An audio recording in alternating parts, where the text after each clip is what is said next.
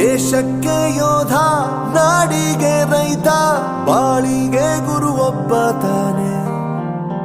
ಅಕ್ಷರ ಕಲಿಸೋ, ಅಜ್ಞಾನ ಅಳಿಸೋ, ಅವನೂನು ಅನ್ನದಾತಾನೆ.